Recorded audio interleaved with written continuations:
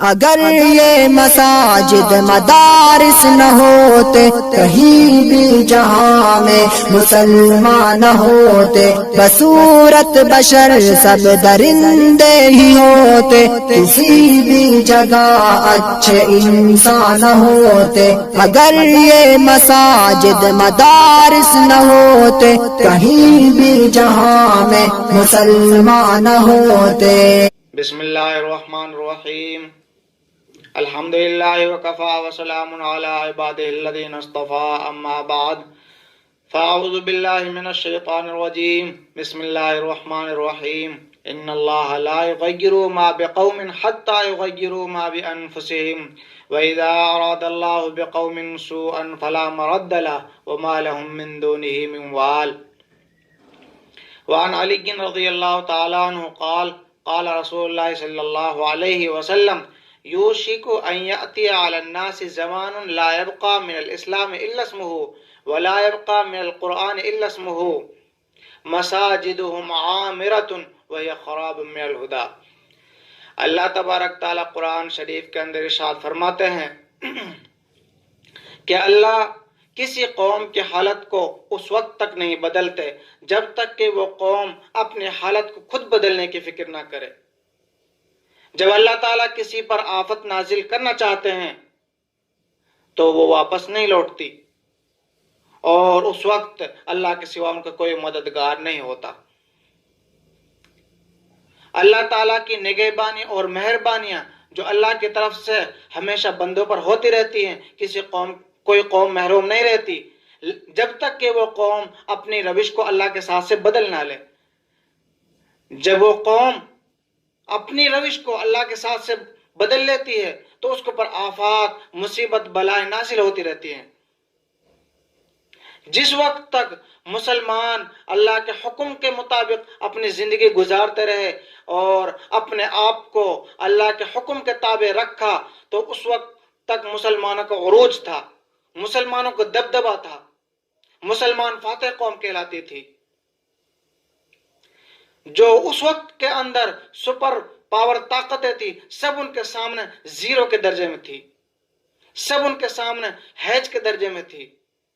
لیکن جب سے مسلمانوں کے اندر عیش و عشرت، خواہشات نفسانی کی پیروی کا سلسلہ شروع ہوا ہے اور اللہ کے حکم اور نبی کی سنتوں کا پاس و لحاظ نہیں رکھا اور اسلامی تہذیب و تمدن معاشرے سے ختم ہوتا چلا گیا تو اس وقت اللہ کی آفتیں اور بلائیں، مصیبتیں نازل ہونے لگی۔ حدیث شریف کے اندر آتا ہے کہ عن قریب ایک ایسا زمانہ آنے والا ہے جس میں صرف اسلام کا نام باقی رہ جائے گا۔ حدیث شریف ہے یوشک ان یأتی علی الناس زمان لا يبقى من الاسلام الا اسمه ولا يبقى من القرآن الا اسمه مساجدهم عامرة وهي خراب من الهدى۔ یعنی نبی کریم صلی اللہ علیہ وسلم ارشاد فرما رہے ہیں کہ لوگوں پر ایک ایسا زمانہ آنے والا ہے کہ صرف اسلام کا نام باقی رہ جائے گا، اس کی روح ختم ہو جائے گی۔ اسی طرح قرآن کے صرف حروف باقی رہ جائیں گے، اس پر عمل باقی نہیں رہے گا، اور مساجد عمدہ بنیں گی اور وہ نور و ہدایت اور نمازیوں سے خالی اور ویران رہیں گی۔ اس حدیث شریف کے اندر پہلی پیشن گوئی یہ ہے کہ اسلام کا صرف نام باقی رہ جائے گا، صرف نام کے مسلمان رہیں گے۔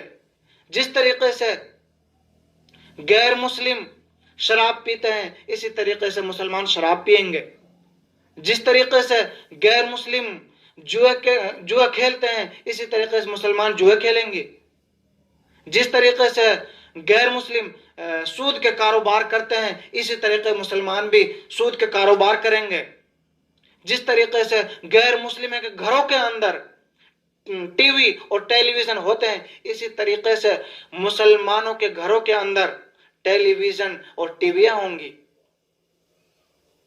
آج پوری دنیا کے اندر مسلمان پریشان کیوں ہیں؟ آپ دیکھیے ایشیا کے ممالک کے اندر اگر کسی ملک کے اندر کوئی قوم پریشان ہے تو اس کا نام مسلمان ہے۔ یورپ کے ممالک کے اندر اگر کسی ملک میں کوئی قوم پریشان ہے اس کا نام مسلمان ہے۔ امریکہ کے ممالک میں کسی ملک کے اندر اگر کوئی قوم پریشان ہے تو اس کا نام مسلمان ہے۔ افریقہ کے ممالک میں کسی ملک کے اندر اگر کوئی قوم پریشان ہے تو اس کا نام مسلمان ہے۔ حتیٰ کہ اندلس اور فلسطین، اگر ان کے اندر کسی قوم پر مظالم کیے جا رہے ہیں، ان کو ستایا جا رہا ہے، ان کے اوپر ظلم و ستم کے پہاڑ توڑے جا رہے ہیں، تو اس کا نام مسلمان ہے۔ آخر کیوں؟ کیا وجہ ہے؟ کیا ہم نے اپنی ذمہ داریوں کے بارے میں سوچا ہے؟ کیا کبھی اپنی کمزوریوں اور خدا تعالیٰ کے حکم کے خلاف ورزی کے بارے میں سوچا ہے؟ اللہ تعالیٰ نے نماز کو مسلمانوں پر فرض کیا ہے، غیر مسلموں پر فرض نہیں۔ روزے کو مسلمانوں پر فرض کیا ہے، غیر مسلموں پر نہیں۔ حج کو مسلمانوں پر فرض کیا ہے، غیر مسلموں پر نہیں۔ اگر کوئی غیر مسلم نماز پڑھتا ہے تو اس کی نماز معتبر نہیں۔ کوئی غیر مسلم زکوٰۃ دیتا ہے تو اس کی زکوٰۃ ادا نہیں۔ کوئی غیر مسلم روزہ رکھتا ہے تو اس کا روزہ صحیح نہیں۔ کوئی غیر مسلم حج کرتا ہے تو اس کی حج معتبر نہیں۔ اس لیے کہ اسلامی قانون اور شریعت کا مکلف مسلمانوں کو بنایا ہے۔ جب مسلمان اللہ کے حکم کے خلاف ورزی کریں گے اور نبی کی سنتوں سے منہ موڑیں گے، نبی کے طریقے کو چھوڑیں گے، تو اس وقت اللہ تعالیٰ اپنے آفات اور بلائے مصیبتیں کیا دنیا میں نہیں بھیج سکتا؟ شاید یہی وجہ ہے آج ہم اپنی ذمہ داریوں کا احساس نہیں کر رہے۔ جس ذمہ داری کو اللہ نے ہمیں مکلف بنایا ان کا ہمیں احساس نہیں، اور اسی وجہ سے اللہ تبارک تعالیٰ قرآن کریم کے اندر ارشاد فرماتے ہیں، ان اللہ لا یغیر ما بقوم حتی یغیروا ما بانفسهم واذا اراد اللہ بقوم سوءا فلا مرد له وما لهم من دونه من وال۔ یعنی اللہ تعالیٰ کسی قوم کی حالت کو اس وقت تک نہیں بدلتا جب تک کہ وہ اپنے بدلنے کی خود فکر نہ کرے۔ جب ہم اپنے آپ کو خود بدلیں گے نہیں تو اللہ کیسے بدلے گا؟